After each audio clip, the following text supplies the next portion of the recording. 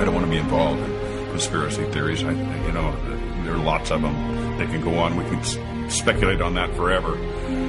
What we really need to know is how those buildings came down. World Trade Center 7 collapsed because of fires fueled by office furnishings. It did not collapse from explosives or from fuel oil fires.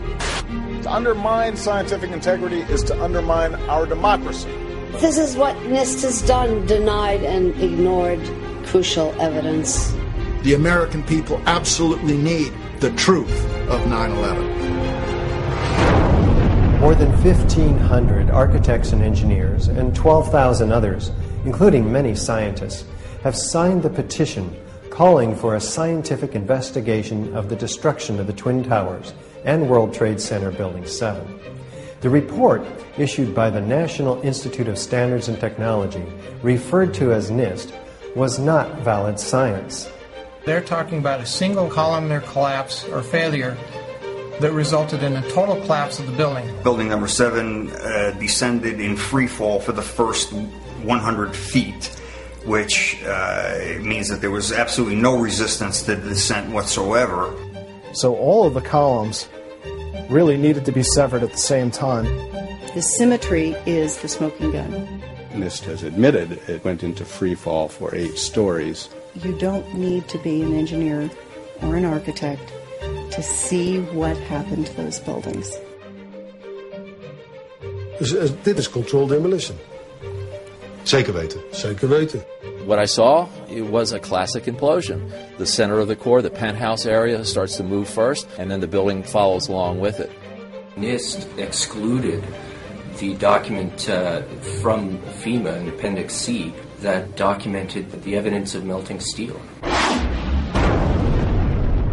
In an office fire, you cannot generate enough heat to melt steel. There were these iron microspheres present in all of the dust samples. They needed to have been formed in extremely high temperatures. All the characteristics of the microspheres, along with what I see in the attack of the beams that were actually found, tell me that thermite was involved in melting those steel beams. In the dust, what we have found is a modern version of thermite, which we call nanothermite. NIST concedes that they found no evidence for explosives. So then we asked them, well, did you look? And they said, no, we did not look for explosives or residues of explosives. And in fact, the evidence is overwhelming that these red-grade crystals are very high-temperature incendiaries. And we have watched as scientific integrity has been undermined and scientific research politicized in an effort to advance predetermined ideological agendas. If this is a crime, I think everybody agrees it's a crime. Evidence was removed from the scene of the crime. You can't do science when you are deprived of the evidence and when your hypothesis is the least valid instead of the most likely. When the most likely hypothesis in the case of Building 7 wasn't even mentioned.